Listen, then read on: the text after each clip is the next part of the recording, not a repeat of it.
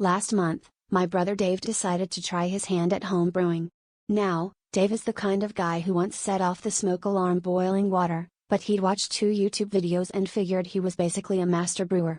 He even bought a kit, complete with hops, malt, and a packet of yeast that looked suspiciously like it had been pilfered from the back of our fridge. He invited me over for what he promised would be a historic first batch, which in hindsight sounds more ominous than celebratory.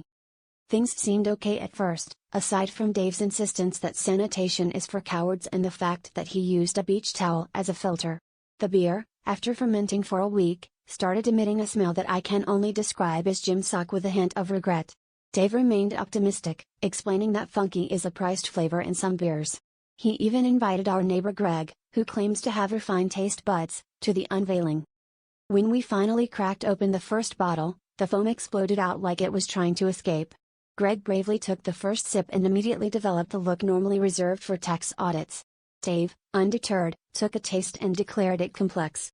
Meanwhile, I noticed the leftover yeast in the carboy was forming what looked suspiciously like a picket line, complete with tiny protest signs made from toothpicks and post-its. We laughed it off, but by the next morning, I woke up to the smell of fresh bread and discovered the yeast had commandeered the kitchen mixer. Long story short, Dave's beer was so bad, the yeast unionized and started a sourdough bakery, because even single-celled organisms know when it's time to rise up for better working conditions.